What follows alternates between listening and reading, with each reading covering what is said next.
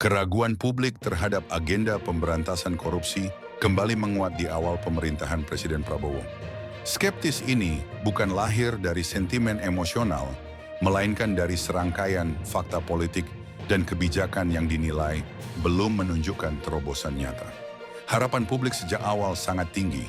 Hadirnya kepemimpinan baru diharapkan mampu memutus pola lama penegakan hukum yang kerap tebang pilih.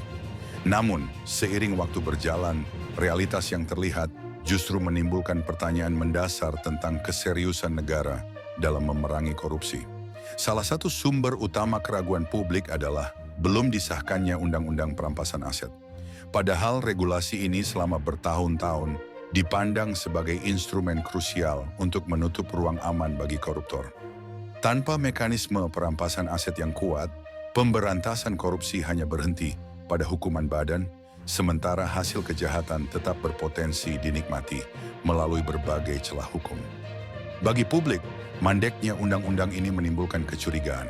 Apakah ada ketakutan politik untuk menyentuh kepentingan besar di balik kejahatan korupsi? Di saat yang sama, pola penegakan hukum juga menjadi sorotan.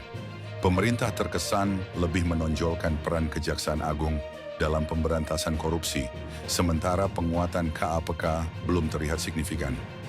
Memang Kejaksaan Agung menunjukkan agresivitas dalam beberapa perkara besar, namun karena posisinya berada langsung di bawah eksekutif, publik sulit menghindari kekhawatiran akan potensi konflik kepentingan. Ketiadaan KPK yang benar-benar kuat dan independen membuat pemberantasan korupsi rawan dipersepsikan sebagai selektif, keras pada pihak tertentu, tetapi lunak terhadap lingkaran kekuasaan. Keraguan ini semakin tajam ketika tidak ada tindak lanjut hukum yang jelas terhadap berbagai dugaan, gratifikasi, korupsi, dan pencucian uang yang selama ini dikaitkan dengan Jokowi, keluarganya, serta kroni-kroninya. Perlu ditegaskan, tudingan tersebut berada di ranah dugaan dan belum diputus secara hukum. Namun justru disinilah persoalan kepercayaan muncul. Ketika isu sebesar itu tidak disentuh secara transparan dan tuntas, publik menilai negara gagal menunjukkan keberanian moral untuk membuka semua pintu pemeriksaan tanpa pengecualian.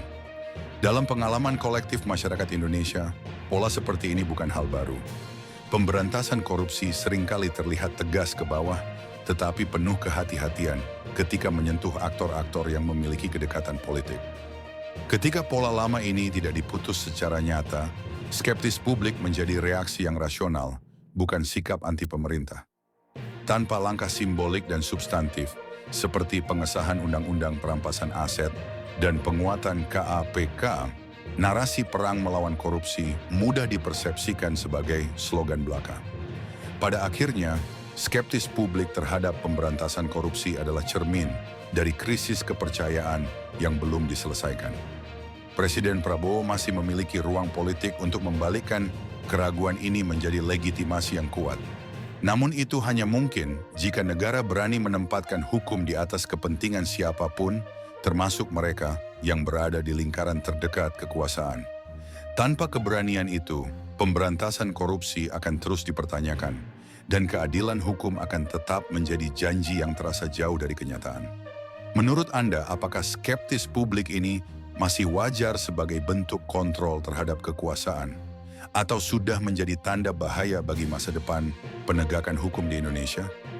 Tulis pendapat Anda di kolom komentar. Jika Anda menilai diskusi seperti ini penting untuk menjaga kewarasan demokrasi, jangan lupa like, share, dan subscribe agar channel ini terus menyuarakan kritik publik untuk Indonesia yang lebih adil dan berani menegakkan hukum.